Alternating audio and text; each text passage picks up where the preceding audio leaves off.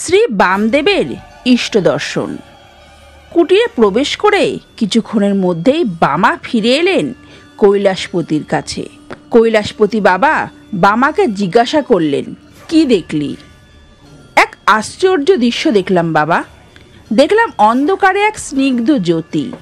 জ্যোতির ছটায় সারা ঘর আলোতে ভরে গেছে। সেই আলোকধারার মাঝে স্তব্ধ বিস্ময়ে দেখলাম দশ মহাবিদ্যা রূপিণী মাতৃমূর্তি কালী তারা বগলা। চোখ ঝলসে যাচ্ছিল বাবা, আর সহ্য হচ্ছিল না। আমার সারা শরীর থরথর করে কাঁপতে লাগলো। আমি পালিয়ে এলাম। কৈলাসপতি বাবা বললেন, তুই শুধু এইটুকুই দেখলি? না না বাবা, পরক্ষণেই দেখলাম সেই জ্যোতি এক জায়গায় জড়ো হয়ে ধীরে ধীরে তৈরি হচ্ছে একটি আকারে, যেন একটা পদ্ম ফুল।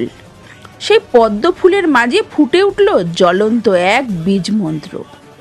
কৈলাসপতি বাবা আনন্দ চিত্তে গদগদ হয়ে বললেন, এ দিব্য দর্শন যাত্রার হয় না, বহু জন্ম জন্মান্তরের তপস্যার ফল। সার্থক তোর জন্ম। তোর প্রতি দেবী প্রসন্ন হয়েছেন। তোর ইষ্ট বীজ দর্শন হয়েছে। জয় মা, জয় মা তারা।